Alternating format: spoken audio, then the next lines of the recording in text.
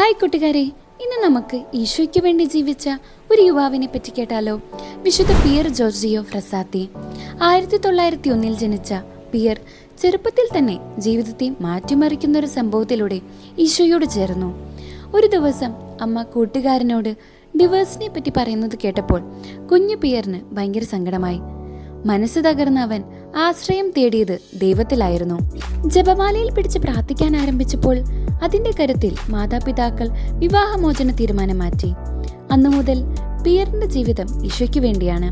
അവൻ ഉറപ്പിച്ചു, ഈശോയ്ക്ക് വേണ്ടി ഞാൻ മറ്റുള്ളവരെ സഹായിക്കും. തന്റെ കയ്യിലുള്ളതൊക്കെ ഇല്ലാത്തവർക്ക് പിയർ ഷെയർ ചെയ്യുമായിരുന്നു. സ്കൂൾ കഴിഞ്ഞ് മടങ്ങി വരുമ്പോഴൊക്കെ തന്റെ നല്ല ഡ്രസ്സ് പാവപ്പെട്ടവർക്കായി കൊടുത്ത് അവരുടെ കീറിയ ഡ്രസ്സിലാണ് പിയർ തിരിച്ചു വരാറുള്ളത്. പിയർ സെന്റ് വിൻസെന്റ് പോൾ സൊസൈറ്റിയുടെ ഒരു ആക്റ്റീവ് മെമ്പറായിരുന്നു.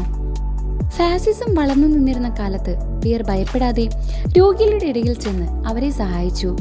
പക്ഷേ അവരെ ശുശ്രൂഷിക്കുന്നിടെ അവന് പോളിയോ പിടിച്ചു. രോഗം വേഗത്തിൽ പിടിപെട്ടെങ്കിലും അവന്റെ മനസ്സ് ഒരിക്കലും തളർന്നില്ല.